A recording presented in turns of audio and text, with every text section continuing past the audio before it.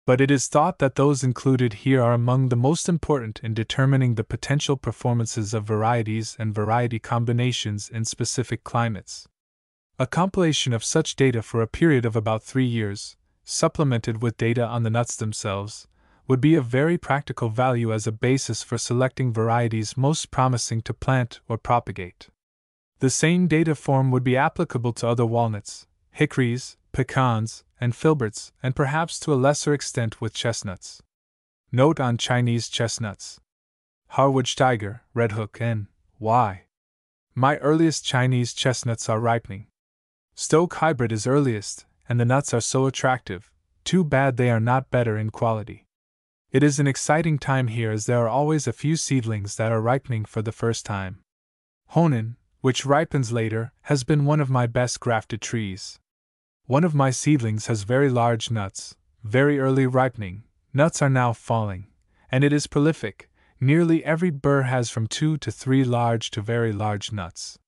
The quality seems good. We like the large nuts as they are easier to peel, and we like them boiled and served as a vegetable. The boiled nuts keep well when frozen. I think this tree is superior to any of my grafted and named varieties. Scott Healy, an obituary. Scott Healy was born December 3, 1881, in Wheatley, Ontario, Canada, and came to Otsego, Michigan, in 1904. He married in 1908. Mr. Healy was a chiropractor for a number of years. In 1921, Mr. Healy and his cousin, Louis Healy, formed the Healy and Healy Lumber and Coal Company, in Otsego, which they operated together until a few years ago, when Mr. Healy retired due to ill health. Mr. Healy was a director of the State Savings Bank in Otsego for many years. He was a member of the First Baptist Church in Otsego. He became interested in nut culture while the late Professor James A. Nielsen was nut specialist at the Michigan State College. Mr. Healy planted a nut orchard of about 80 grafted nut trees in 1933, which Professor Nielsen helped him plan. Most of the trees were black walnut varieties, chiefly Thomas. However, there were some Ohio, Stabler, Allen, Cryotts, Stamball, Ten Eyck, and Rower trees. There were also some filberts, several Chinese chestnuts, and some heartnuts he had raised from seed. One nice tree of the McAllister Hecan makes good shade, but has never borne any nuts. He did some top working in a large black walnut tree in the backyard, where he got a Persian walnut to grow. Mr. Healy was very much interested in nut culture, and had planned on having a nut grove for a hobby to keep him busy when he retired. Mr. Healy joined the Northern Nut Growers Association in 1933. He and his wife attended the Battle Creek meeting 1 year later. They also attended the Rockport, Indiana meeting in 1935, and the one at Geneva, New York in 1936. The rest of the time he couldn't go or was in too poor health to go. They sold their home, with the nut planting, to a young couple, Mr. and Mrs. Louis Lovett, in 1948, moved into Otsego, and retired. Mr. Healy died, January 18, 1952, at their winter home in Port Richey, Florida. Surviving are his wife, Mabel, and one son, Virgil. Gilbert Becker. A letter from Dr. W. C. Deming, the only living charter member of the association. Northern Nut Growers Association. Dear old friends, the 42nd Annual Report has recently come to me. Think of it, the 42nd Annual Report. How familiar to me are a great many of the names of the officers and members. I can even recall the very features of many of them. I am myself now 90 years old and practically housebound. Though yesterday, a day almost like summer, I did take a taxi and a drive through the park amid the brilliant foliage, with Miss Dorothy Hapgood, who by the way is a member of our association, a thing with which I may have had something to do. Recently I was in the Veterans Hospital at Newington for a couple of weeks. The doctors called it polycythemia, the direct opposite of anemia, did 10 phlebotomies taking 5 pints of blood which they said they used for transfusions on ward patients, much to my gratification. I now have in, or had put in me, a dose of radioactive phosphorus P32 which, they assure me will be getting in its good work for the next 3 months. Nothing like being up to date, even if valetudinarian. You have made me dean of the association. In the beginning, Clarence Reed was always back of me with his abilities and vast fund of information. Although I believe I am, by virtue of my office, exempt from dues and entitled to the annual reports, I wish my 5 children to be at least once represented in the membership. I append their names and addresses. Hawthorne, the eldest, is with the Gen Electric Company in New York.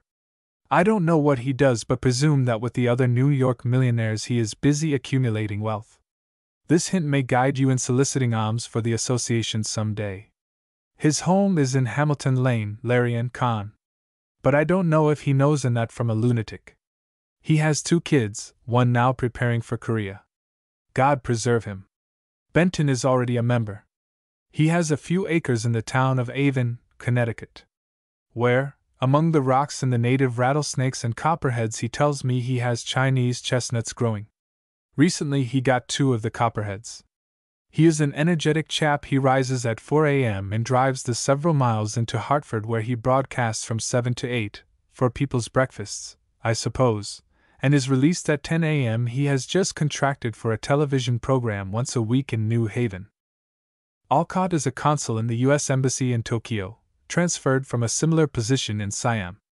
If there is something you want from Japan, I guess he is your boy. Mention my name. He has a lovely wife and 3 children. Una King, my elder daughter, whose husband was killed in an accident, interviews VIPs on the same radio station as Brother Ben. Joan Howe, Mrs. Paul, and her husband, who is in a bank in New York, live in my old home on Umpqua Hill, Redding, Connecticut. She writes of having had a crop of black walnuts from one of the trees I planted. I've forgotten all the others there may be there. Nothing of value, I guess. Joan has 2 daughters. Ben has a son and daughter. That makes 5 children I'm responsible for, and they have acknowledged the 11 grandchildren for me. I want you to make 4 of my children. Ben is already in Snare, members of the association, for which I will enclose a check for $12 if I don't forget. The many typing mistakes of this letter are due mostly to the age of the machine, not mine. My 2 sisters, who live in our old home in Litchfield and who are close behind me in years, recently sent me a handful of nice chestnuts, Chinese, from a tree 40 feet or more high in our backyard. They have to divide them, very unequally, with the squirrels. The only other noteworthy trees in our little place are a few papaws. A Simina triloba, too shaded to bear. This fruit might be worthy of a little attention from the nut growers. The dictionary speaks of several other species of pawpaw. Any of you who have outgrown the labor of caring for nut trees might find interest in mycology, in which I found diversion and edibles for a while. Only beware the deadly Amanita and others of that ilk. I cannot adequately express to you my heartfelt joy at the prosperity of our association. For one thing, the great increase in the membership, for another, the birth of 3 branch state associations, but above all, the success in the production of nuts. In my time we had mostly, if not entirely, the promising production of specimen nuts only. We had nothing like the Jacob's Persian walnut with its imposing spread and its production of 200 pounds of nuts in one season, Mr. Kill's orchard with its many varieties of Persian walnuts, his success in grafting and his reporting of a tree which bears 3 or 4 bushels of heartnuts yearly, Mr. Best's 5,000 grafted pecan trees, Mr. Hershey's chestnuts, the splendid results of the Persian walnut contests, and the almost spectacular increase in the number of nurseries selling grafted nut trees of many varieties. These facts, and many that I have not mentioned, make it certain that nut growing is now a firmly established and surely increasing industry. You may be sure that these facts give me great delight. Some years ago, while I was in possession of a mind as good as it had been at any time, I did a little grafting of nut trees in a commercial way for people at their country places, and I had the nerve to charge them $50 a day. What's more, I got paid and never got kicked, nor did I hear mutterings or see scowls. But then, you see, there was no other grafter of the kind around my part of the country. Almost a monopoly and, of course, a wicked one. But here my mind goes blank. I can't recall what luck I had with the grafting, nor can I recall the name of a single one for whom I did such work. I strongly advise every one of you to have a good book in which you keep personal and geographic records of all your work with nut growing. All the details are vividly in your mind now, but when you get to be 90 you may find them, as I do, faded away and all washed up. Please go on with the good work. Some more good friends have just taken me for a round trip to Litchfield, where my little sister, who is 84, has just partly circumvented the squirrels, and by going out very early in the morning to the chestnut tree has succeeded in getting a good big double handful of chestnuts, nice big ones. She also called to my attention a good-sized Persian walnut which she says I once grafted on a black walnut, and this year was quite well covered with nuts which she says the squirrels cut off while green, and she says they were helped by one of the black-plumaged birds. Some time ago she gave me one of the nuts, and I tried to husk it with my knife. But it was too immature. They would have matured this fall, I think, but for the pests. William C. Deming. Sweepstakes Award in Ohio Black Walnut Contest. L. Walter Sherman, Canfield, Ohio. This, I believe, is the third report to the Northern Nut Growers Association concerning the Black Walnut Contest held in Ohio in 1946. The first report was given soon after the close of the contest. During the year following the contest, 1947, I visited each of the 10 prize-winning trees, photographing them, and getting as complete a case history of each as was possible. This, the third report, concerns mainly the process used to determine the winner of the $50 sweepstakes award given in 1951 for the best performance of a black walnut tree for a 5-year period. The owners of the 10 prize-winning trees in the 1946 contest were asked to report the amount of crop harvested each year as well as to send in samples of the nuts for a cracking test. Complete data were recorded each year from the samples just as they had been for the 1946 contest. The average weight of nut, recovery of kernel at first cracking, total kernel content, and percent of kernel content were recorded. From these data tables and charts were compiled to make a visual comparison between the various nuts. Walnuts other than the prize winners were not excluded from this 5-year competition, and quite a few were submitted. However, only one of them, the Chamberlain, was of special merit, and it was given a place on these charts. No samples or crop records were received from the Davidson, 6th prize, and the Jackson, 10th prize, nuts, and so they are not shown on all the charts. One sample from the 1949 crop of Penn walnuts was lost to a pilfering squirrel, and the 1949 data used on the chart for the Penn walnut was therefore the average of all other samples of this variety. The weight of total crop harvested in 1949, however, is actual. Table number 1 gives the average weight in grams of the sample nuts. The Duke, first prize, was the largest nut of all, in 1945, averaging just over 27 grams, but the Orth, in 1948, averaged almost a gram more. The Coon, which was the smallest of the 8 nuts in 1946 and again in 1950, was the largest nut in 1949, and its size in 1949 was exceeded only 4 times by any of the other nuts during the contest. The nuts were large in size during the off year when only a small crop was produced, and they were small when there was a heavy crop. In table number 2 the weight in grams of the kernel recovered on first crack, secured without the aid of nut pick, is recorded. In this comparison the Duke, because of large size, might be expected to be an easy winner, and it was in 1946 and in 1950, but in 1948, though second in average weight of nut for that year, it was in 5th place in recovery of kernel at first cracking. Table number 3 records the average weight in grams of the kernels. Here the Duke, due largely to its size, is a consistent winner in all 3 years it produced nuts. However, in 1949, a small crop year for the Coon, the nuts of this variety were large and contained more kernel than the Duke did in 1948 or in 1950. The percent of kernel in the nuts as recorded in table number 4 is interesting. The Burson, which was the smallest nut in 1947, had the highest percent of kernel and also had the highest total kernel content of any sample in that year. Evidently the percent of kernel is higher in well-filled nuts, and this is largely determined by the weather and available food supply late in the season. A comparison of the numerical score of the various nuts, figured out according to the TVA score system, is given in table number 5.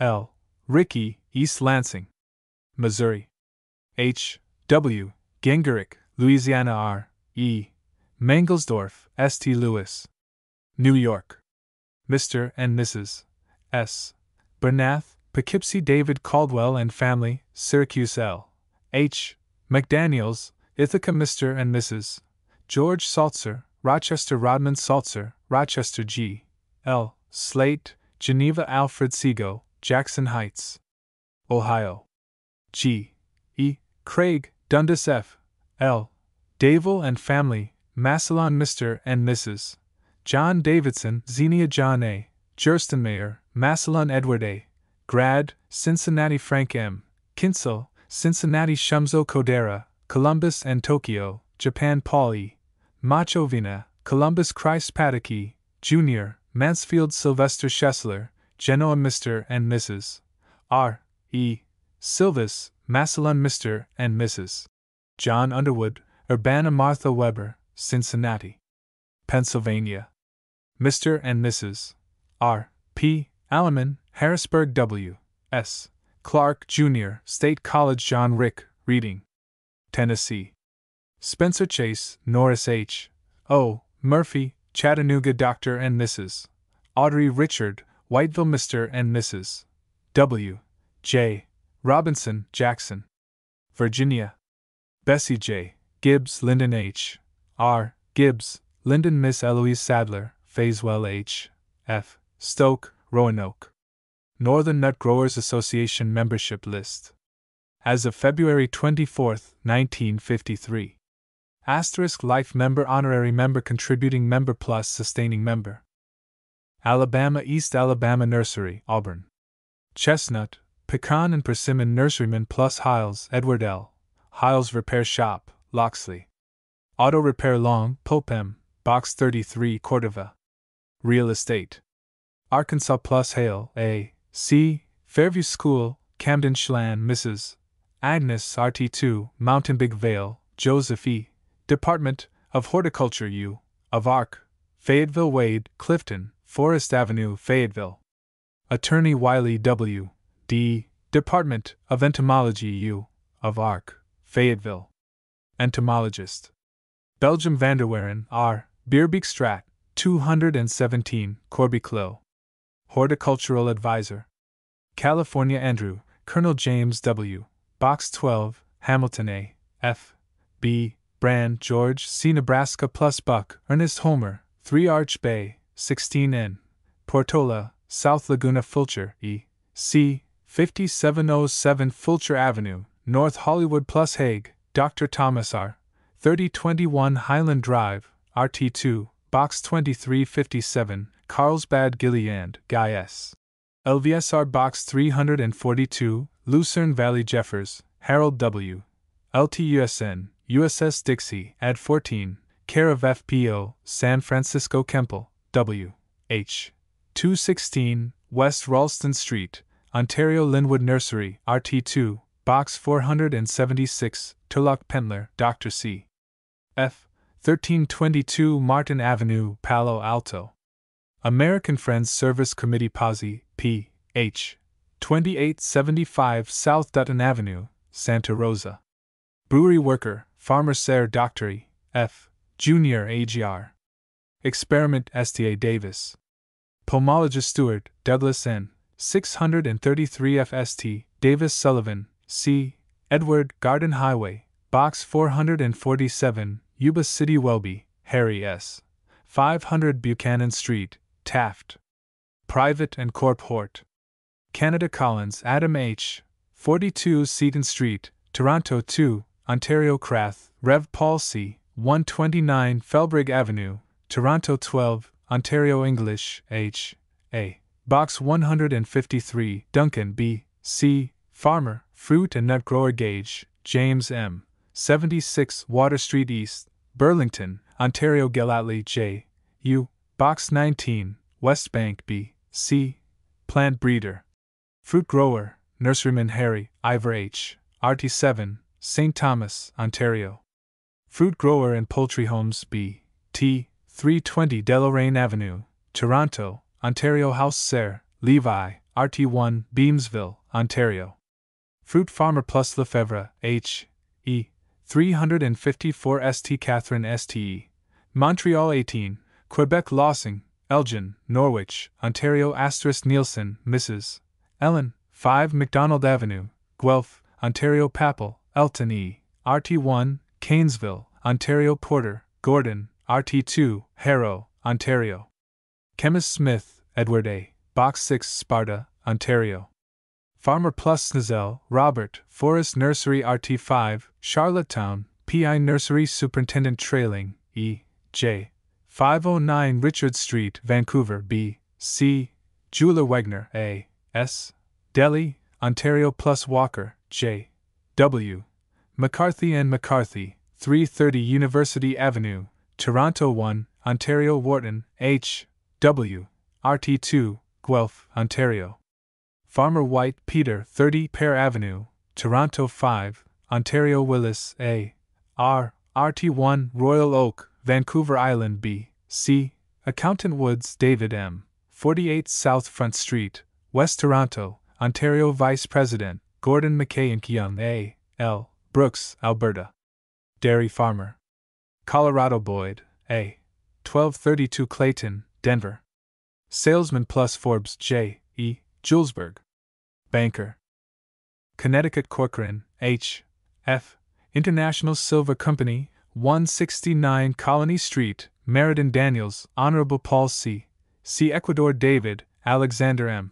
480 South Main Street, West Hartford Deming, Benton H.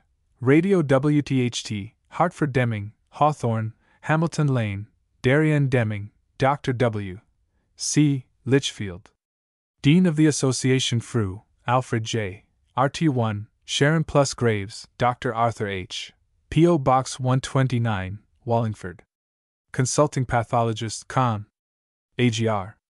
EXPT Station, New Haven Hapgood, Miss Dorothy A. 745 Farmington Avenue, Hartford Henry David S. Blue Hills Farm, RT2, Wallingford Howe, Mrs.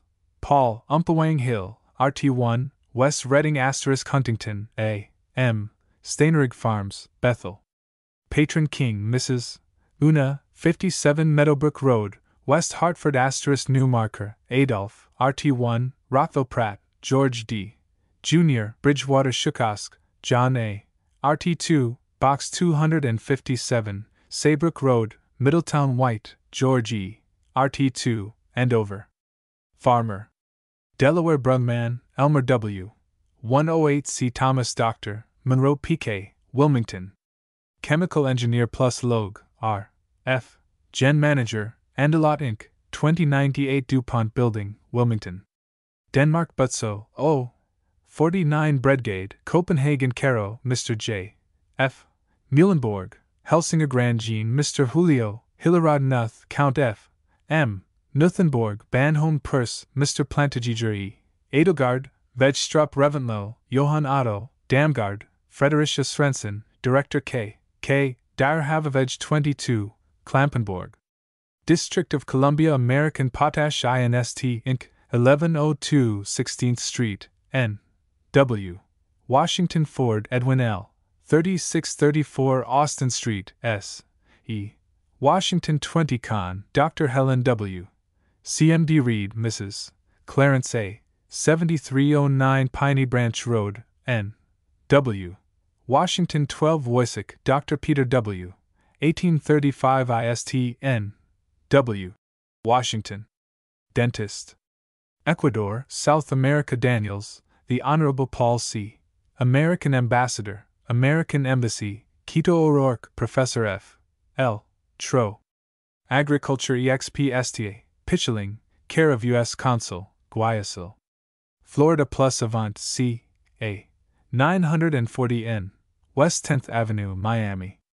Real Estate Loans, Pecan Orchard and Ga, plus Estill, Gertrude, 153 Navarre Drive, Miami Springs.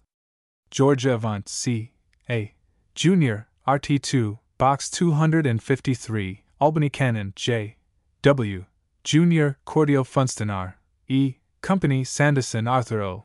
P.O. Box 1046, Albany plus Hardy, Max B. Leland Farms, P.O. Box 128, Leesburg. Nurseryman Farmer Hunter, Dr. H. Reed, 561 Lakeshore Drive, NE, Atlanta.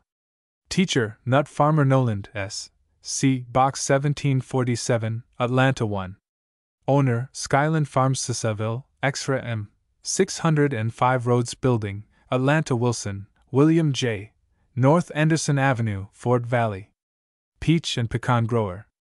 Hawaii Ka'au Orchards, John F. Cross, Manager, P.O. Box 1720, Hilo. Macadamia Growers. Hong Kong Plus Wang P. W. China Prod. Trading Corp., 6 DeVoe Road, Central. Idaho Bailey, Robert G. 332 Main Street, Lewiston. Print Shop Dryden, Lynn Peck. Farmer Hazelbaker, Calvin, RT1, Box 382, Lewiston Horn, Anton S. 920 North 20th Street, Boise.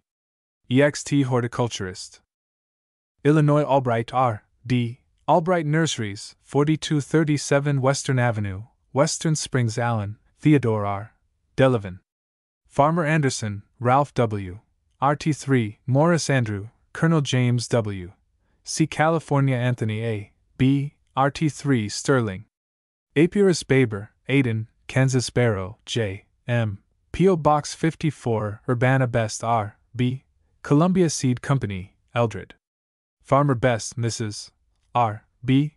Columbia Seed Company, Eldred Best R. C. Eldred Best R. L. Eldred Best, Virgil, RT4, Mattoon Blythe, Colin R. Math. Department U. Avil, Urbana * Bull, Herschel L. 2 Hortfield Lab U. Avil, Urbana. Pomologist Booth, Earl, RT2, Carrollton Borchsenius, Wayne L. RT2, Sheridan Brock, Arthur S. 1733 North McVicker Avenue, Chicago 39 Canterbury C. E. Cantrell Carlson, Dr. R. J. 320 Sherman Avenue, Macomb Chandler, S. C. Southern State University, Carbondale Churchill, Woodford M. 4323 Oakenwald Avenue.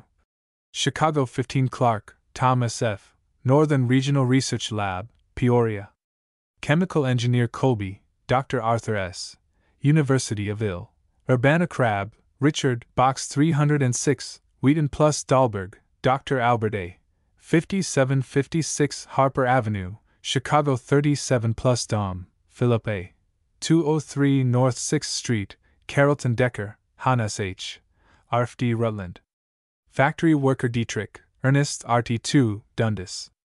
Farmer Dinkelman, L. F. State St. Road, Belleville Dauphiide, Henry A. 1331 Jackson Street, Quincy Douglas T. J. 309.5 North St. Normal Drainer, Willard G. RT1, Mendota. Farmer Eichstein Dr. O. J. Funk Brothers Seed Company, Bloomington. Research Botanist Estill, Mrs.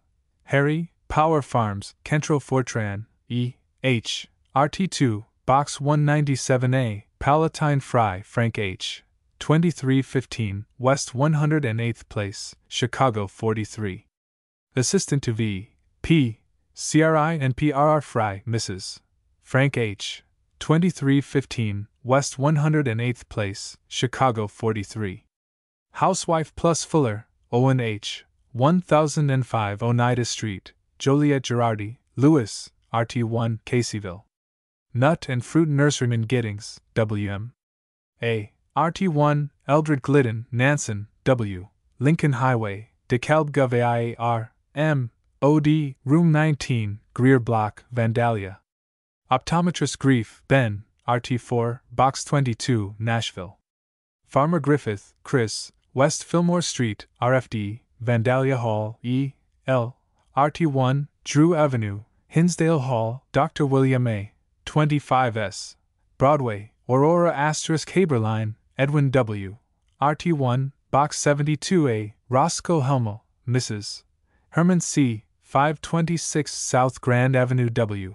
Springfield Hermiting, Ted, Russell Miller Milk Company, Jerseyville * Hawkenios, G. L. 213 East Jefferson Street, Springfield Holsher, Bernard, RT5, MT Sterling Icasty Q.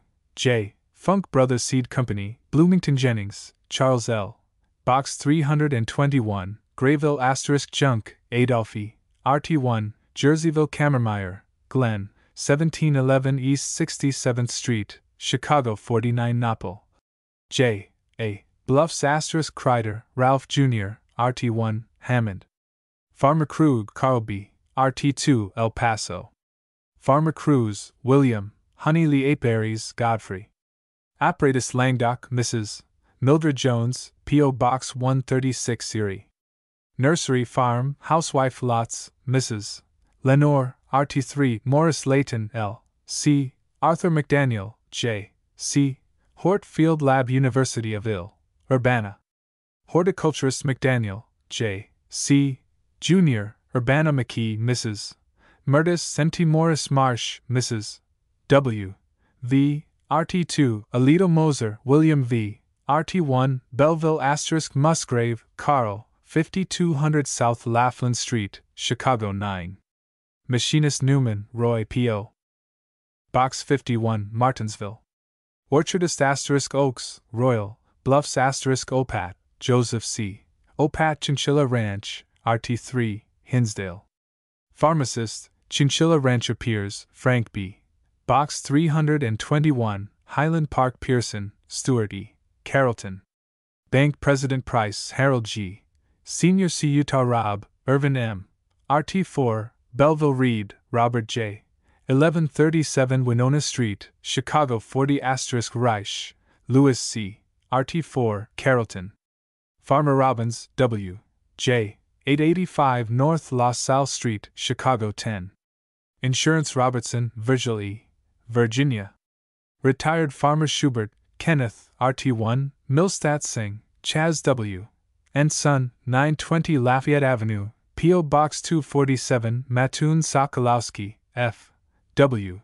M.D., 2503 Donald Avenue, Alton * Sunman, W. F. Experimental Gardens, Vandalia. Lawyer, Farm Operator Sparks, Maurice E. 1508 Lawrenceville Turner, Jonathan B. Fayette Company Farm Bureau, So. 5th Street, Vandalia Voiles, William, Eldred Vortman, Elmer, RT1, Bluffs Whale, Fred RT1, Fielden Whitford A. M. Farina. Nurseryman Wright, William, Vandalia Zethmayer, Gordon, RT1, Box 130, West Chicago. Indiana Andrew, John, Matter Park Road, Marion. Student * Andrew, Ralph, Matter Park Road, Marion Nut Products Inc., George Oberman, Manager, 1004 Main Street, Evansville 8 Babcock, Dan, RT14, Box 342, Indianapolis 44 Bauer, Paul J. 123 South 29th Street, Lafayette Bowler, G. Everett, RT6, Box 101, Marion. Farmer Bolton, Ferd, RT3, Linton. Farmer, Fruit and Nut Grower Boyer, Clyde C. Nab Buchner, Dr. Doster, 533 West Washington Boulevard, Foote Wayne. Physician and Surgeon Clark C. M. Clark and Sons Nursery, RT2, Middletown. Nurseryman, Fruit Farmer Cole, Charles W. Jr., Madison Road, RT6, Box 112A, South Bend Coleman, Robert G. Indiana Farmer's Guide, Huntington. Field Editor, The Indiana Farmer's Guide Cunningham, Earl E. 612 East 4th Street, Anderson Doden, Johann, RT4, Attica. Farmer * Dooley, Kenneth A., RT2, Marion. Gardner Eagles A. E. Eagles Orchards, Wolcottville. Walnut Grower, Apple Orchardist Eisterhold, Dr. John A. 314 Southeast Riverside Drive, Evansville 8. Medical Doctor * Fateley, Nolan W. 26 Central Avenue, Franklin. Auditor and Cashier Glazer, Peter, RT9, Box 328, Coring Road, Evansville * Grader A. E. RT2, Shipshawana Harrell, Franklin M. RT1, Griffith Jasperson, Marion E. RT1, Box 819, Indianapolis 44. Clerk Johnson, Raymond M. 8605 Mandalay Drive, Indianapolis. Kaufman, Ray, RT4, Peru Chem, Dr. Charles E. RT No. 3, Box 52, Richmond Kenworthy, Owen, RT3, Crown Point. Farmer Kybers, Benjamin E., RT1, Idaho LaRue A. R. Box 147, Bloomington Lehman J. C. RT1, Peru Lennon, Robert E. RT1, Warren Letzinger J. E. 1202 Lower Huntington Road, Foot Wayne 6. Electrical Engineer Luke Meyer, Edwin J. 825 Line Street, Evansville Moldenhauer, Carl J. RT7, Huntington Niemeyer, Harry D. West Lebanon. High School Principal and Farmer Newman, Jesse D. Jr., RT2, Culver Orr, William T. 650 Associate Building, South Bend 1 Pape, EDW. W. RT2, Marion Prell, Carl F. 1414 East Colfax Avenue, South Bend 17. God Treasurer. Office, 825 JMS Building, South Bend 1 Reed, Frank, Daleville. Toolmaker Rem. Walter T. RT4, Logansport Richards E. 2912 York Road, South Bend. Studebaker Corp. Risco, A. Tioga Orchards, Monticello * Russell, A. M. Jr., 2721 Marine Street, South Bend 14 Schramm, Emil, RT1, Peru Schreiber, Ralph, 245 Cherry Street, New Albany * Schaefer, John, Jr., 3031 North Roselawn Drive, Logansport Skinner, Dr. Chaz H., RT1, Thorntown Sly, Miss Barbara, RT3. Rockport Sly, Donald R., RT3, Rockport. Nurseryman, Nut Tree Propagator Summers, Floyd, RT2, Box 68, Winchester Talbot, John E., RT3, Linton Wallach Ford RT4, Peru Ward W. B. Horticulture Building, Purdue University, Lafayette. EXT Horticulturist Westerhouse, George F. East Ohio Street, Monticello Witzel, Gilbert L. Jr., RT3, Peru Wichman, Robert P., RT3, Washington. General Farming Wilkinson J. F. Indiana Nut Nursery, RT3, Rockport. Nurseryman Wittick Eugene C. Box 68A, RT4, Valparaiso Woodward, Howard, RT3, Syracuse. Iowa Burhow Seward Burhow Nurseries, Huxley Boyce, R. H., RT1, Nashua. Farmer Cole, Edward P. 419 Chestnut Street, Atlantic Eads, Carroll, RFD, Miles. Farmer Eller, W. E. Eldora Ferguson, Albert B., Centerpoint. Nurseryman * Ferris, Wayne, Hampton. President of Earl Ferris Nursery Goodwin, William T. 1121 South Riverside Drive, Iowa City Gregg, John E. Box 157, Esterville Hoke, Russell O. RT2, Anamosa. Laborer Hewen E. F. Eldora. Farmer * Interstate Nurseries, Hamburg. General Nurseryman Iowa Fruit Growers Association, care of SECY. State House, Des Moines 19 * Kaiser, Mrs. J. D. Winterset Kern, Dr. W. R. 741 Rundell Street, Iowa City Cosec, Frank J. 87 16th Avenue, SW, Cedar Rapids Kill, IRAM, Box 236, Sabula. Nut Nurseryman, Farmer, Salesman Lysinger, Addison, Lomoni * Martzon, Frank A., RT1, Davenport. Farmer McLaren, Harold F., MT Pleasant. Lawyer Meyer, Clemens, RT1, West Union or J. Allen, 4000 West 4th Street, Sioux City 17 Petzl, George E. 815 West Park Road, Iowa City Rohrbacher, Dr. William M. 811 East College Street, Iowa City. Practice of Medicine Schlagenbusch Brothers, RT2, Fort Madison. Farmers Snyder D. C. Centerpoint. Nurseryman, Nuts and General Tolstead W. L. C. Nebraska Troyer, Ralph, RT4, Kelowna * Wade, Miss Ida May, RT3, La Porte City. Bookkeeper Welch, G. L. MT Arbor Nurseries, Shenandoah White, Herbert L. Box 264, Woodbine. Rural Mail Carrier * White, Rev. L. P. Greeley Williams, Wendell V., RT1, Danville. Farmer Williams, R. Allen, 1898th Avenue, Mayan. Japan Deming, Alcott U.S. Embassy, Tokyo Yashizaki, Chiaki, International Collaboration of Farmers Association, 17 Ichibancho Kyotoku, Tokyo. Kansas Baker, Fred C., Troy. Entomologist Borst, Frank E., 1704 Shawnee Street, Leavenworth Bradenthal, Willard J., Riverview State Bank, 7th and Central, Kansas City 1. Bank President Funk M. D., 600 West Paramore Street, Topeka. Pharmacist Gray, Dr. Clyde, 1045 Central Avenue, Horton. Osteopathic Physician Harris, Ernest, Box 20, Wellsville. Farmer Jackson, Walter, Osage City Leavenworth Nurseries, Carl Holman, Proprietor, RT3, Leavenworth. Nut Nurseryman Mondero, John, Lansing Stark, M. F., Hawthorne PL, Hiawatha. Superintendent City Schools Thielenhaus, W. F., RT1, Buffalo.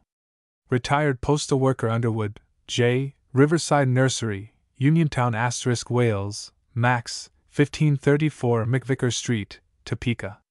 Kentucky Alves Robert H., 302 Clay Street, Henderson Armstrong, W. D., Western Kentucky EXP Princeton. Horticulturist Bray, Terrell, Bray Orchards, Bedford Funston R. E. Company, Robert Walker, P.O. Box 142, Henderson Hobson, J. R. RT2, Cotties McGill, W. W. Horticulture Department, University of Kentucky, Lexington * Miller, Julian C. 220 Sycamore Drive, Paducah Moss, Dr. C. A. Box 237, Williamsburg. Bank President * Rouse, Sterling, RT1, Box 70, Florence. Fruit Grower, Nurseryman Shackelford, Thomas B. P.O. Box 31, Compton Tatum, W. G. RT4, Lebanon. Commercial Orchardist Usry, Robert, Star RT, Mayfield Widmer, Dr. Nelson D. Lebanon. Louisiana Hammer, Dr. Harold E. USDA Chemical Lab, 606 Courthouse, Shreveport 47. Chemist Smith, Dr. C. L. USDA Pecan Laboratory, 607 Courthouse, Shreveport Perot, Mrs. H. D. RT1, Box 13, Natchitoches. Maine Hamilton, Mrs. Benj. P. Waterboro. Marilyn Barrett, Harvey E. P. E.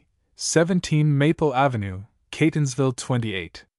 Naval Architect Crane, Dr. H. L. USDA Plant Industry STA, Beltsville.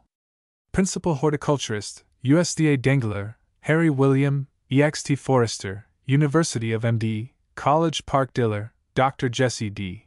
USDA Plant Industry STA, Beltsville. Forest Pathologist * Eastern Shore Nurseries Inc., P.O. Box 743, Easton. Chestnut Growers Gravatt G. F. Plant Industry Station, Beltsville. Forest Pathologist Jones, George R. RT2, Aberdeen Con, Dr. Helen W. 8335 Grubb Road, Silver Spring. Research Associate Kemp, Homer S. Bountiful Ridge Nurseries, Princess N. General Nurseryman McCollum, Blaine, Whitehall. Retired from Federal Government McKay, Dr. J. W. Plant Industry STA, Beltsville. Horticulturist * Negus, Mrs.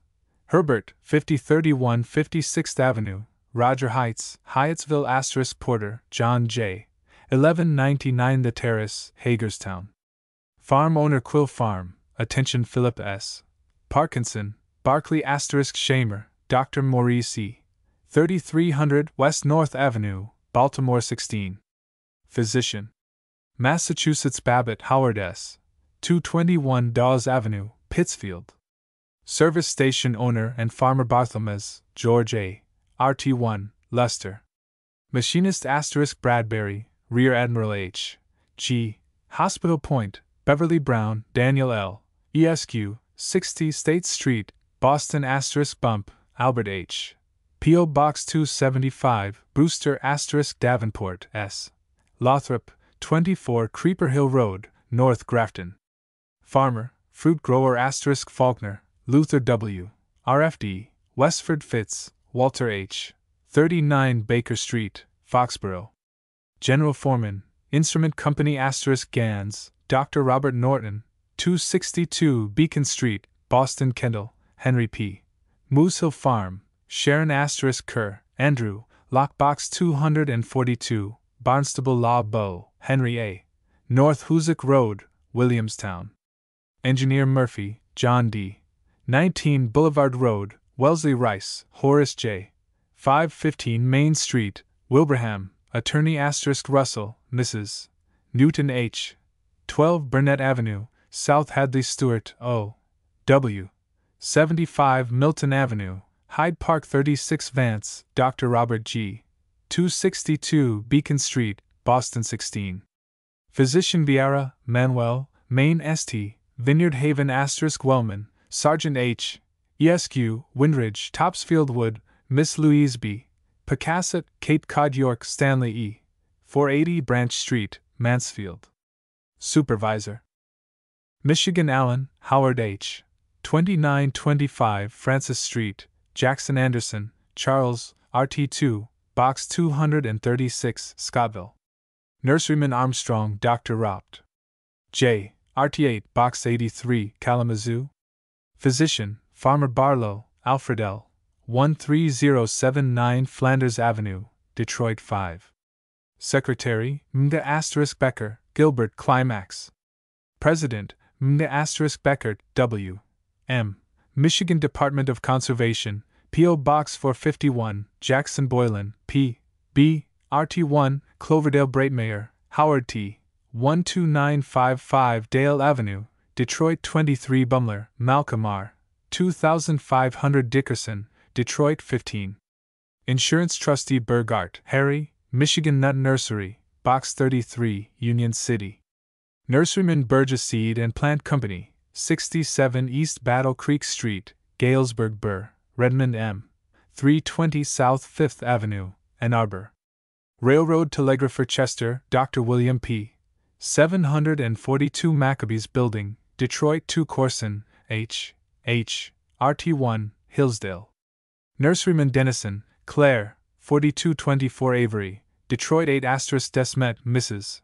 Agnes, 14450 Houston Avenue, Detroit. 5 Dillow, Harold R.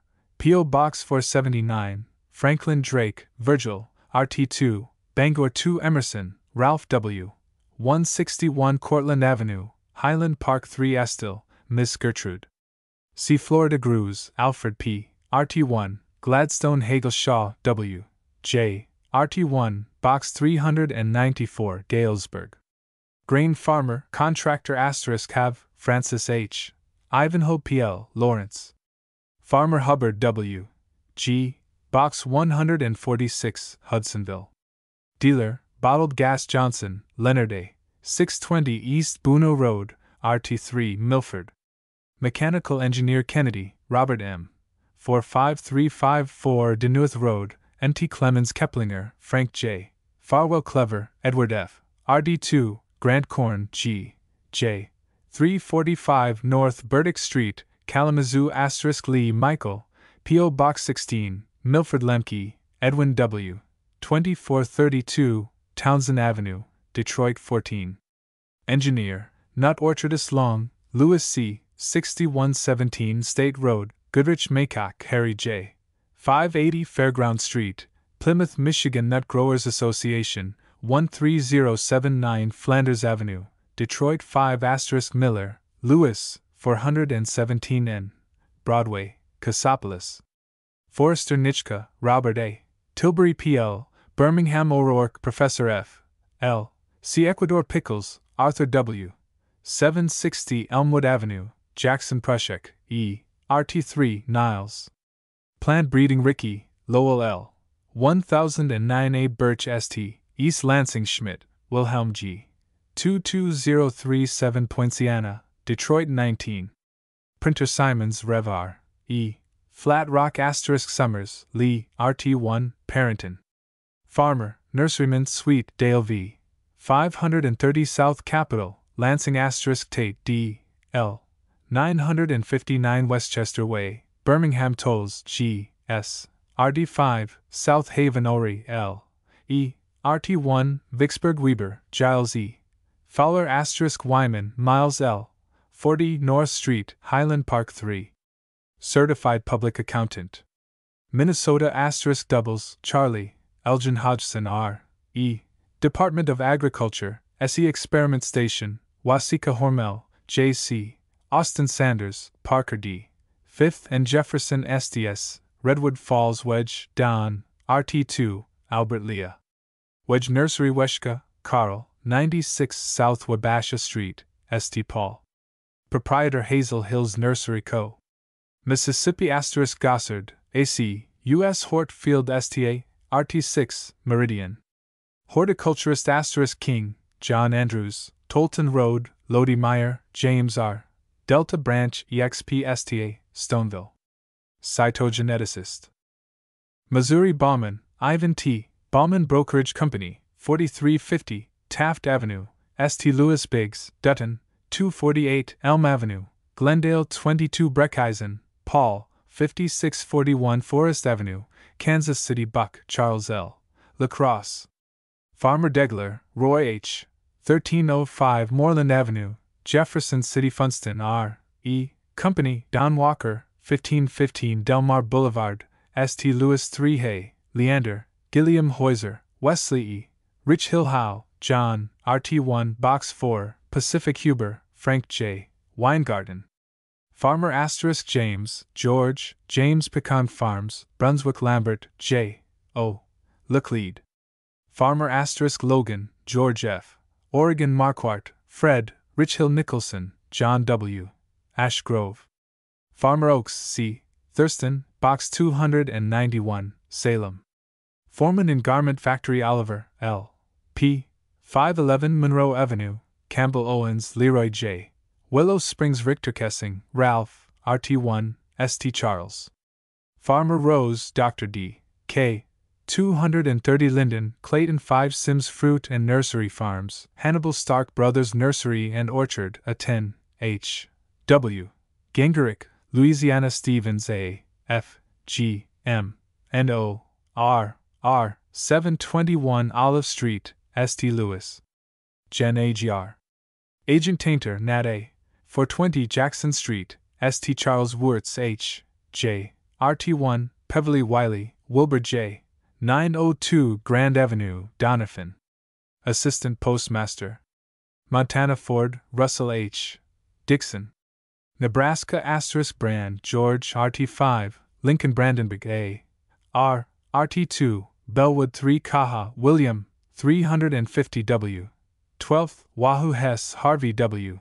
The Arrowhead Gardens, Box 209, Hebron Manning, Arch J. 4202, Emmett Street, Omaha 3 Sherwood, Jack, Nebraska City Tolstead W. L. Department of Botany, University of Nebraska. Lincoln Zegenbein, Mrs. Helen M., Box 671, Wausau. Housewife. New Hampshire Demarest, Charles S. Lime Center * Lottie, Matthew, Locust Lane Farm, Wolfboro. Investment Banker. New Jersey Anderegg F. O. RT3, Somerville Audi, Dr. Eugene J. 466 South Maple Avenue, Glen Rock Blake, Dr. Harold, Box 93, Saddle River Batoni R. J. 41 Robertson Road, West Orange.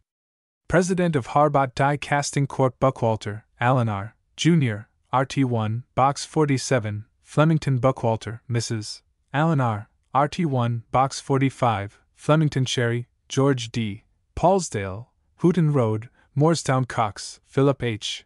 Jr., 30 Hyde Road, Blondefield Cumberland Nurseries, William Well, Prop. RT1 Millville. Nurseryman * Donnelly, John H.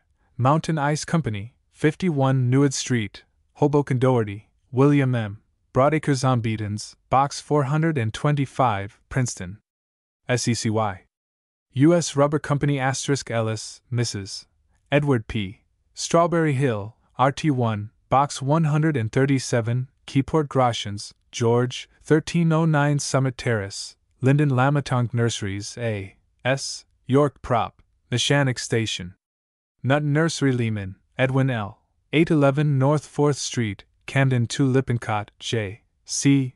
15 Mundy Avenue, Spotswood McDowell, Fred 905 Ocean Avenue, Belmar Parkinson, Philip P.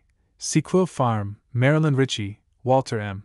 RT2, Box 122R, Raway * Rocker, Louis P. The Rocker Farm, Box 196, Andover. Farmer Schroeder, Harold W. RT2, Boonton * Sheffield, O. A. 283 Hamilton Place, Hackensack. Dunn and Bradstreet Sorg, Henry, Chicago Avenue, Egg Harbor City. Manufacturer Van Doren, Durand H. 310, Redmond Road, South Orange. Lawyer.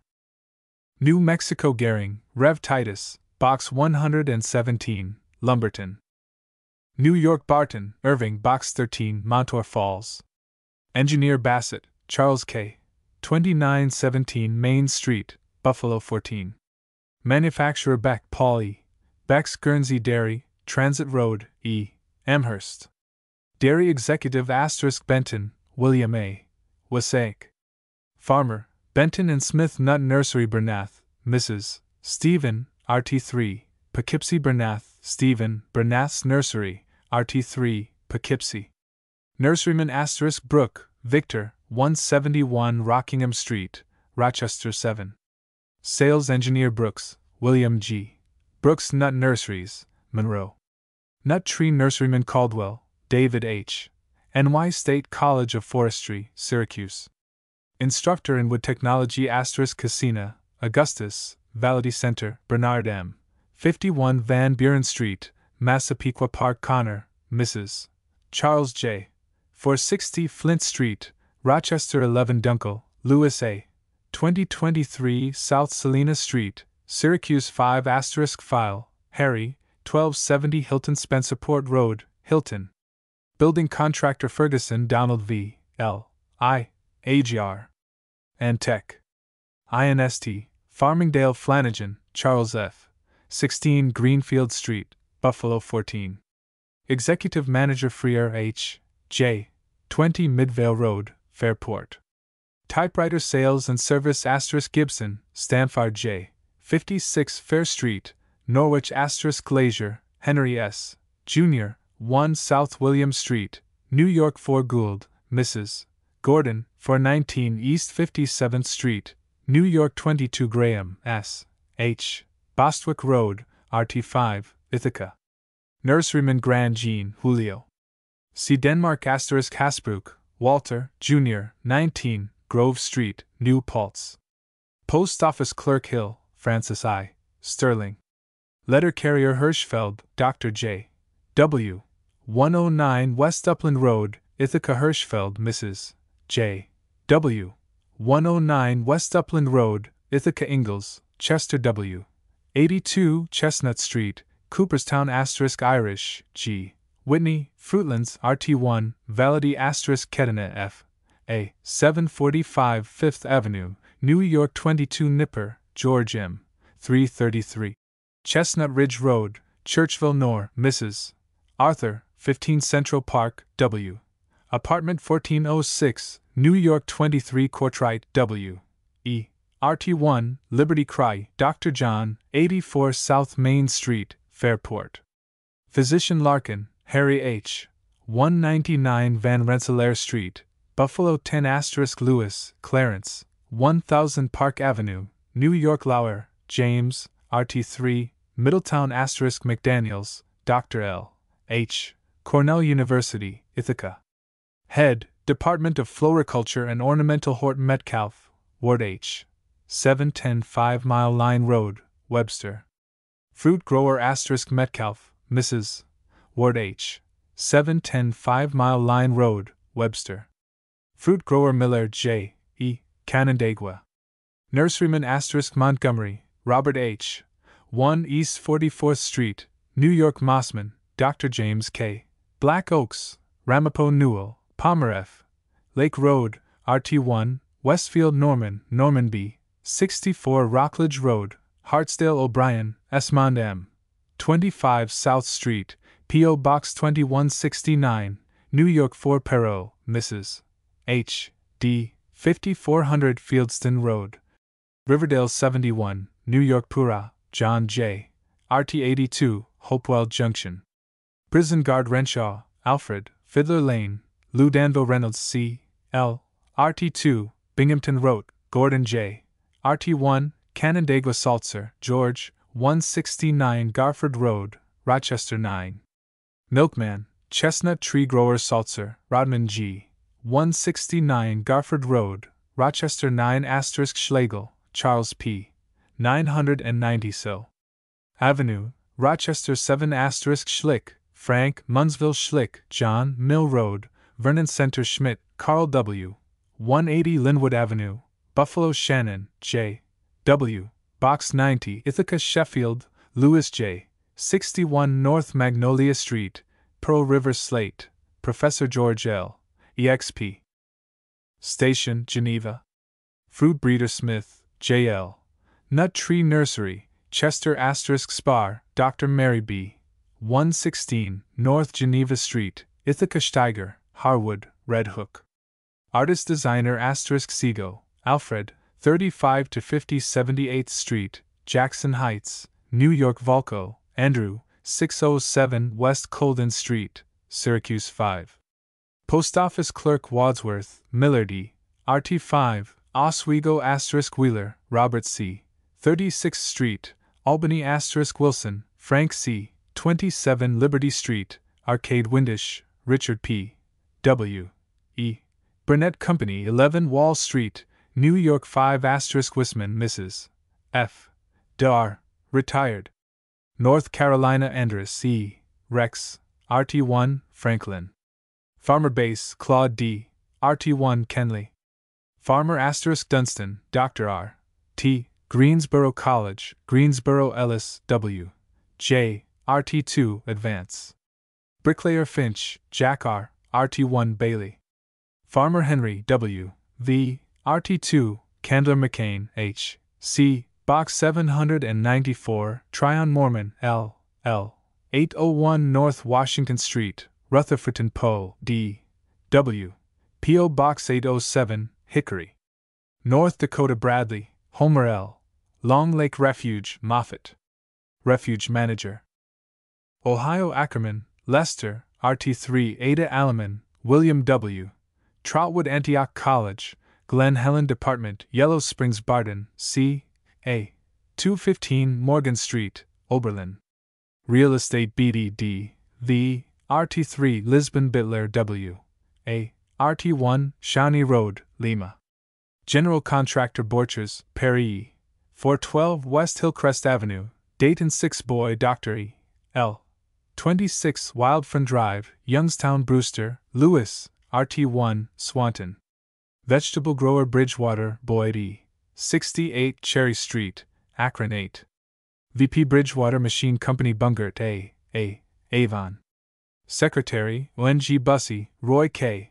Jr., 1056 Florida Avenue, Akron. 14 Button, Fred, RT2, MacArthur. Senator, Mrs. Catherine, 13514 Coath Avenue, Cleveland. 20. Housewife Clark, Richard L.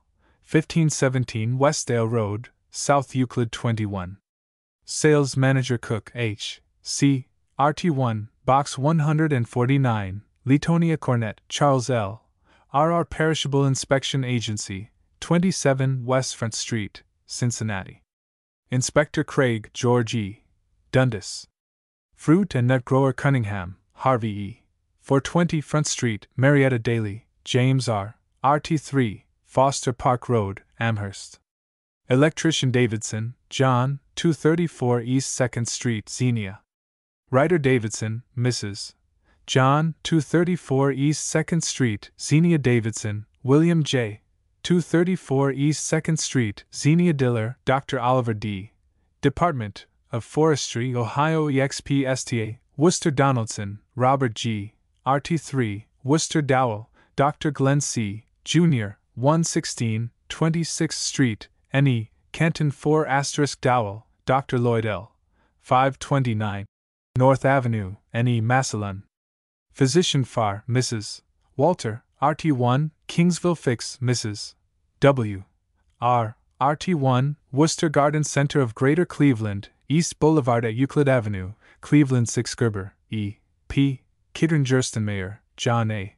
13 Pond S. W. Massillon. Letter Carrier Goss, C. E. 922, Dover Avenue, Akron 20 Grad, Dr. Edward A. 1506 Chase Street, Cincinnati 23 Hake, Honray, Eden Hammock, Edwin H. 345 East State Street, Columbus 15 Hansley C. F. Box 614, Sugar Grove Heinzelman, Edward G. 267 Southern Avenue, Chillicothe Hill.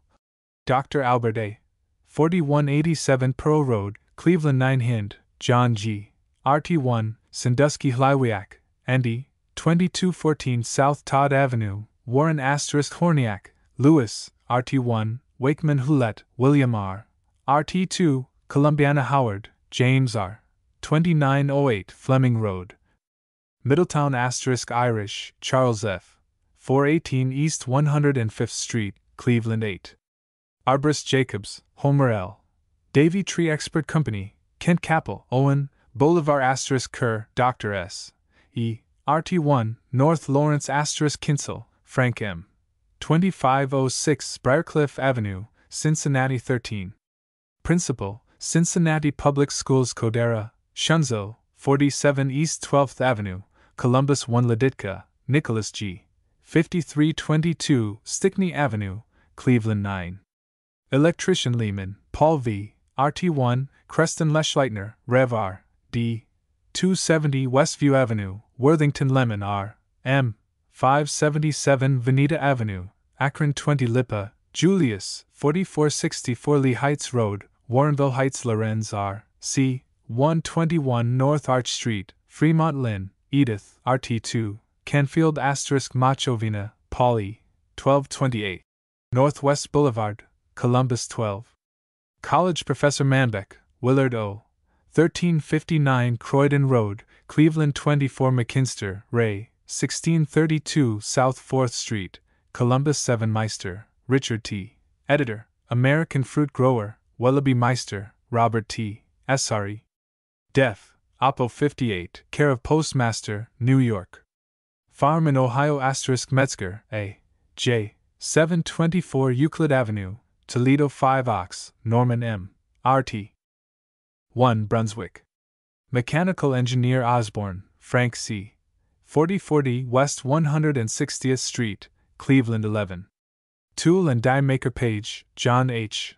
Box 34, Dundas Pataky, Christ, Jr., 592 Hickory Lane, MRS Mansfield. Chairman, Wen G. Pattison, Alethea, 5 Dexter PL, E. W. H. Cincinnati 6 Pomerine, Walter H. RT3, Coshocton. Agricultural Engineer Pomeroy, Howard A. 4803 Rambo Lane, Toledo 13 Purdy, Clyde W. 19 Public Square, MT Vernon Ranka, William, RT1, Box 248, Amelia Robb, Harry C. RT4, Carrollton Rogers, T. B. P.O. Box 296, Lakemore Rummel, E. T. 16613 Laverne Avenue, Cleveland 11. Sales Manager Scarf's Sons, W. N. New Carlisle. Nurseryman Schoenberger, L. Roy, Green Pines Farm, RT2, Nevada C's D. Edward, 721 So. Maine St. Orville Sebring R. G. 1227 Lincoln Road, Columbus Shelton, Dr. Albert M. 1468 West Clifton Boulevard, Lakewood 7 Sherman, L. Walter, 220 Fairview Avenue, Canfield Schessler, Sylvester M. Genoa. Farmer Short, Robert M. 122 East Park Street, Westerville. High School Teacher Silvis, Raymond E. 1725 Lindbergh Avenue, N.E. Massillon. Realty Smith, Sterling A. 630 West South Street, Vermilion. Telegrapher, NYCRR Spring Hill Nurseries Company, Tips City. General Nurseryman Steinbeck A. P. RT2, Ravenna.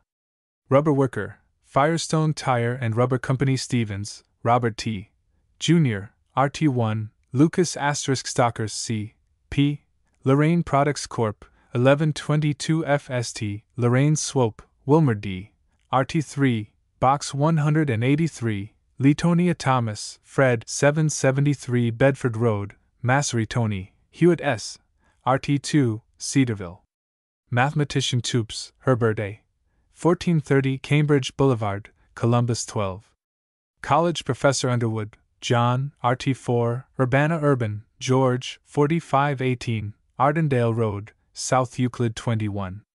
Mayor Van Voorhis, J. F. 215 Hudson Avenue, Apartment B1, Newark Vaughan Gundy, Clifford R. 851 Nordyke Road, Cincinnati 30 Walker, Carl F. 2851 East Overlook Road, Cleveland 18. Consulting Engineer Warren, Herbert L. 518 West Central Avenue, Delaware Weaver, Arthur W. RFD Box 196B, Cass Road, Maumee Wheatley, Robert, 406 3rd Street, Marietta Williams, Harry M. 221 Grandin Road, Dayton 9. Engineer Williams, L. F.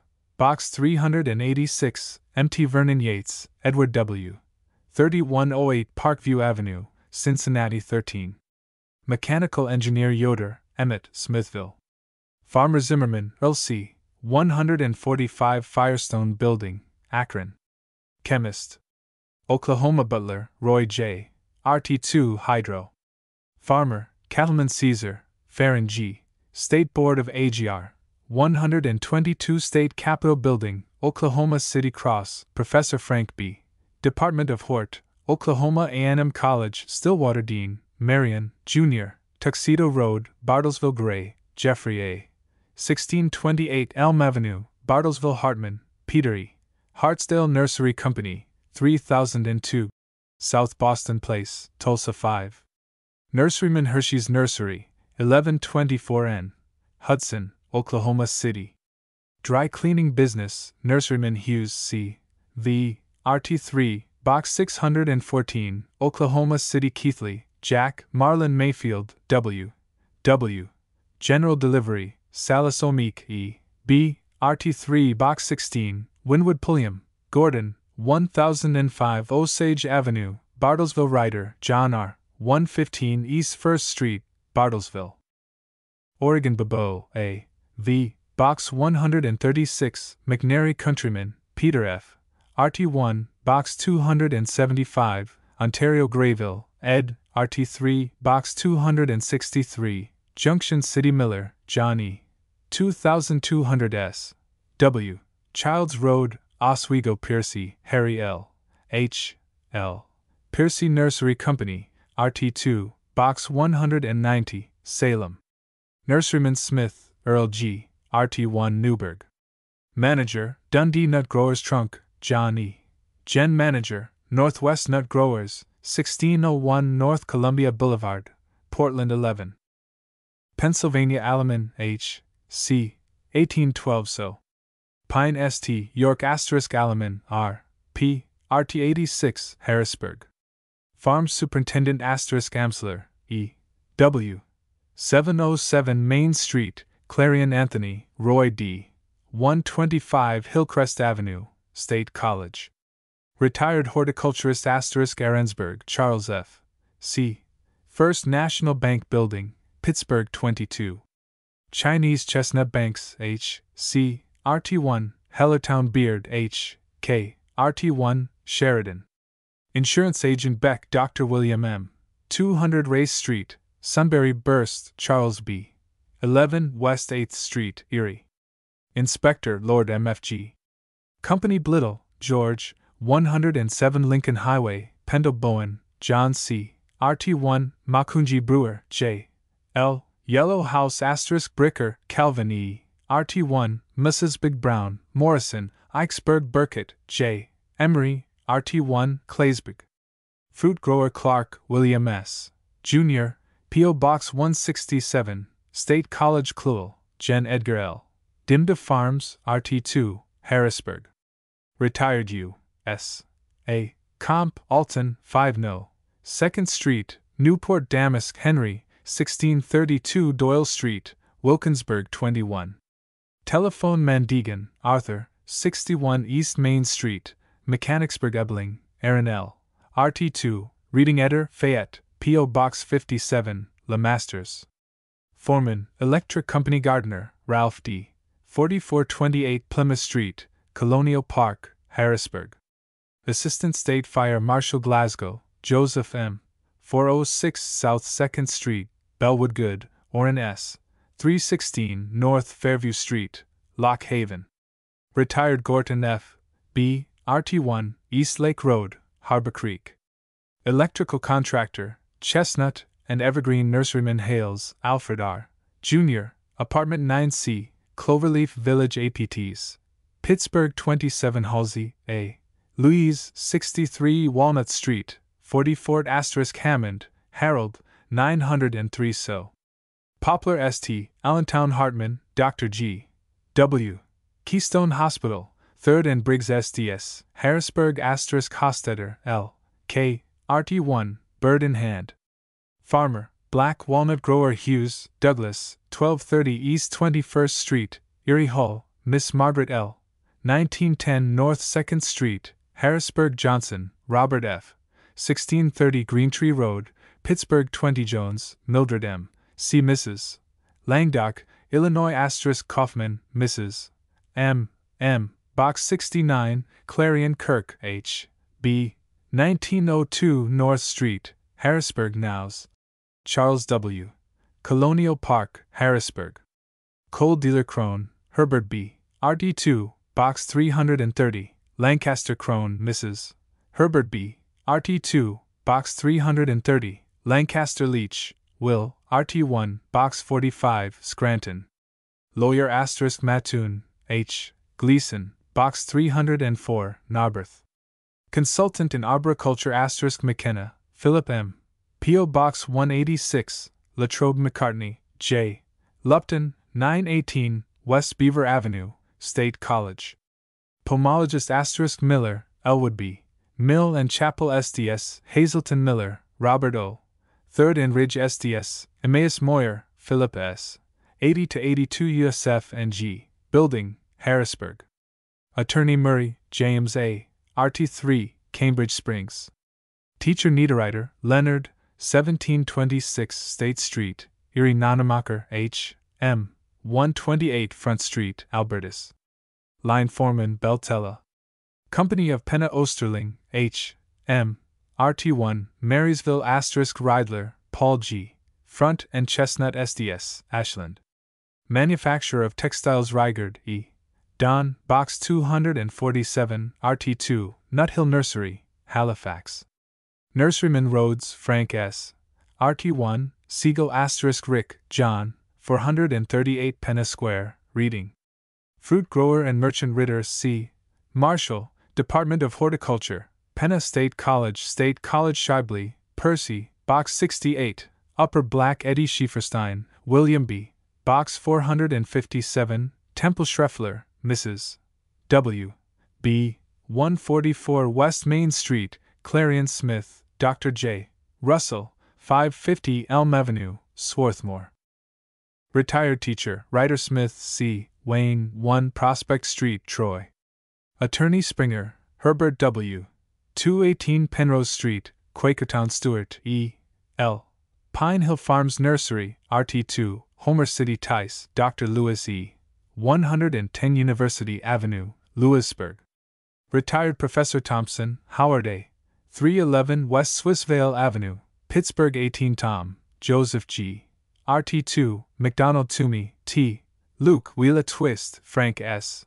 Box 127, Northumberland. Salesman Wahick, Dr. Frank A. Welsh and Variards, Philadelphia 11.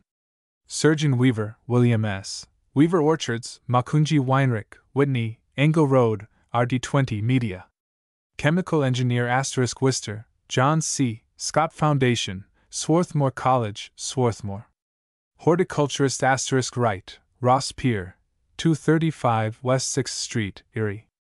Manufacturer Zimmerman, Mrs. G. A. R. D. Lingelstown. Rhode Island * Allen, Philip, 178 Dorrance Street, Providence Loomis, Charles B., 61 Alicia Street, East Greenwich. South Carolina Breger, John T., Soil Conservation Service, Clemson Gordon, G., Henry, Union Dry Cleaning Company, 13 Main Street, Union. Returned Mariner. South Dakota Hanson, Oliver G., RT2, Box 194, Yankton plus Richter, Herman, Madison. Farmer. Tennessee Alpine Forest Reserve, a 10, J. Edwin Carruthers, Alpine. Forester Bird Benjamin F. Jr., MD, Granny White Pike, Nashville. Surgeon Caldwell, Sam, RT4, Holt Road, Nashville 11.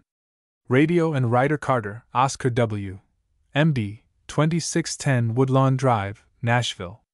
Surgeon plus Chase Spencer B., T. V. A. Norris. Horticulturist Collier, Robert H., Ludi Road, RT2, Knoxville. Public Administration Cox, Dr. T. S. 103 Hotel Avenue, Fountain City.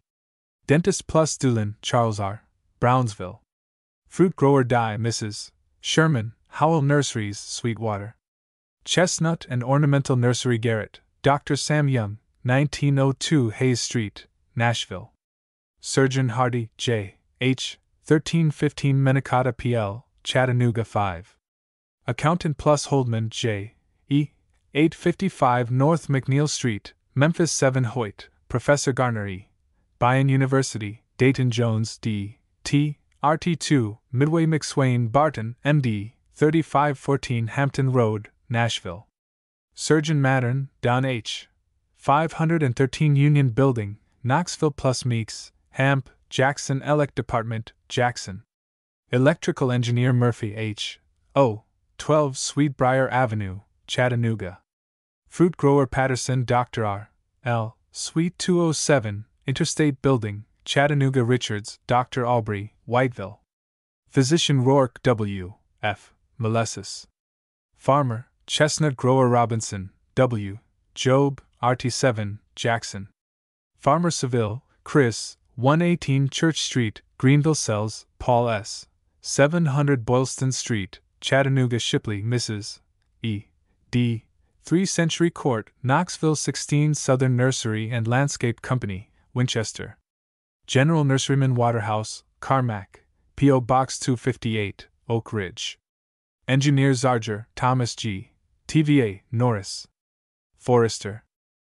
Texas Arford, Charles A., Box 1230, Dalhart.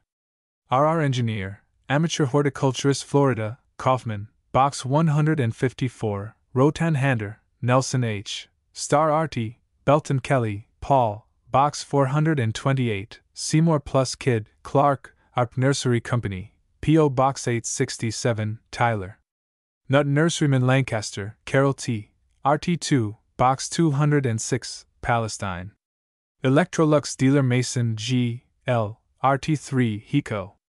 Farmer Prater T. J., Box 667, Seymour Reasonover, J.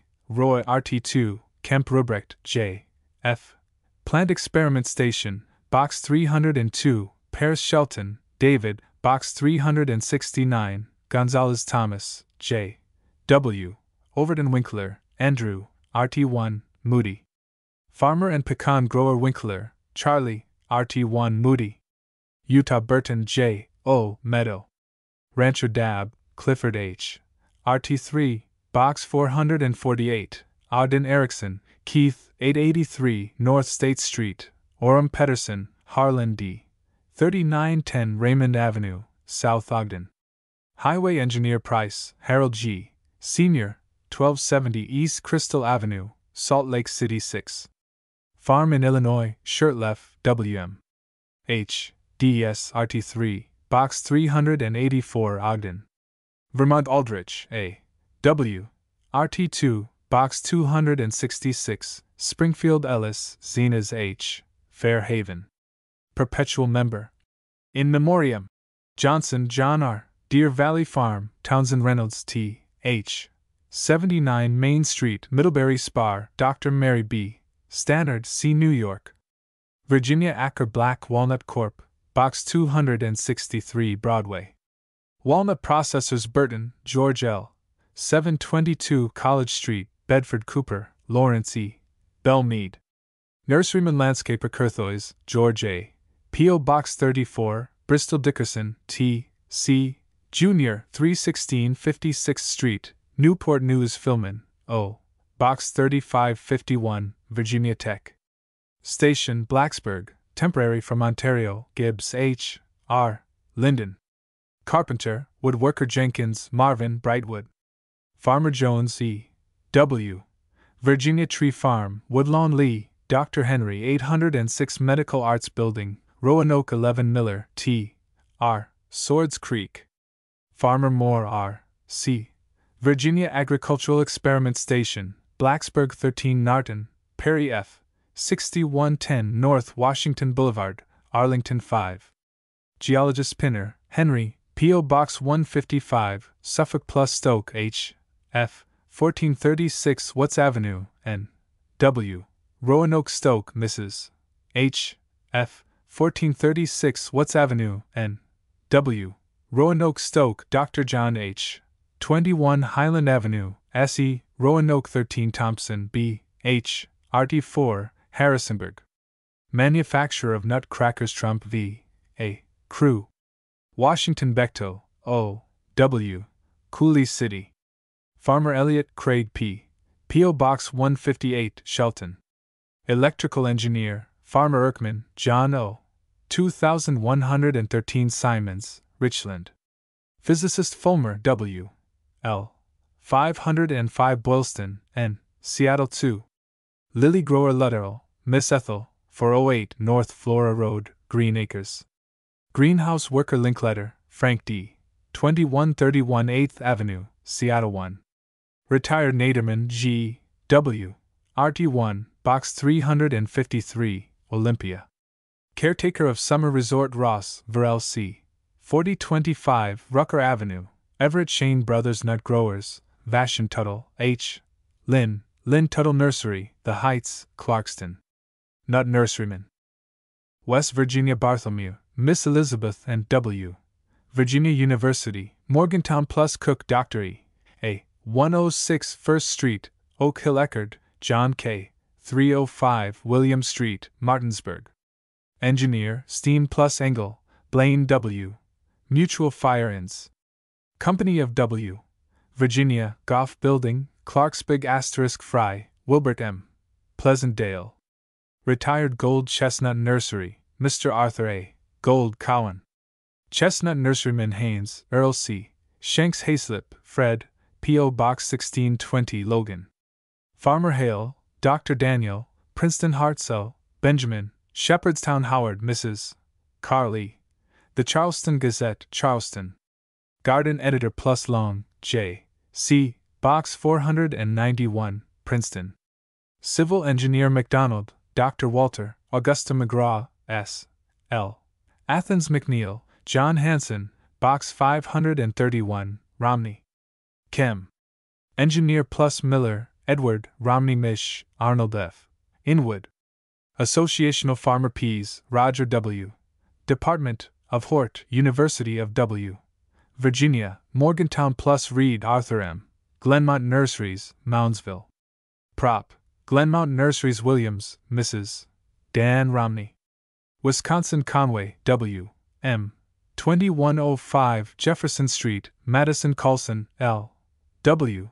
RT1, Slinger Eiler, William, Benton Jack, Peter, 8613 No, 60th Street, Milwaukee 16 Ladwig, C. F. RT2, Beloit. Grocer and Farmer Martinson, John L. 408 N. Lake Madison Mortensen, M. C. 2117 Stanson Avenue, Racine Rether, Robert, RT1, Augusta Running, M. H. 5220 N. 29 St. Milwaukee 9 Snowden, Dr. P. W. The Monroe Clinic, Monroe. W. F. Humphrey Press in Geneva, N. Y.